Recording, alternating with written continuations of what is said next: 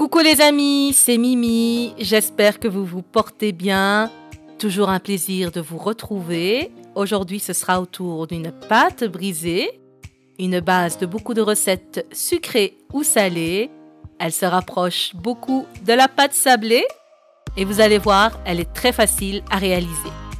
Il nous faudra donc 200 g de beurre mou à température ambiante, 340 g de farine et une pincée de sel, 120 g de sucre, 5 g d'extrait de vanille liquide et un œuf entier. C'est parti, on va prendre son robot, c'est plus simple pour réaliser cette pâte qui est très facile à faire. On va verser dans le robot le beurre, le sucre, l'œuf ainsi que la vanille. Donc on verse tout sauf la farine. On met le crochet à pâte.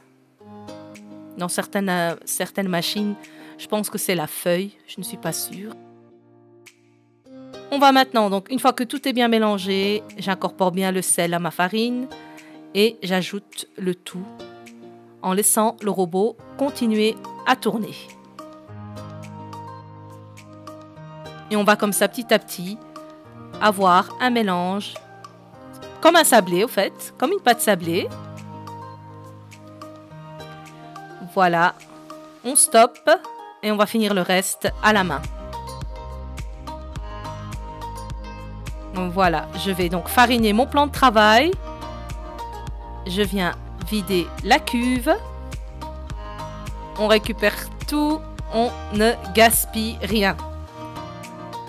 Voilà, et à la main, je vais simplement donc tasser ma pâte et la ramasser. Il ne faut vraiment pas trop la travailler pour qu'à la cuisson, on ait cette petite couche un peu croquante qui se forme, ce qu'on n'a pas avec une pâte sablée. C'est là la différence. Voilà, on va la filmer, l'emballer au contact et on la laisse au frais, reposer 1 heure à peu près. C'est toujours bien de la laisser donc au frais se reposer avant de l'utiliser. 1 heure plus tard, voici notre pâte. On va donc cuire un petit peu de la pâte pour vous montrer le résultat final.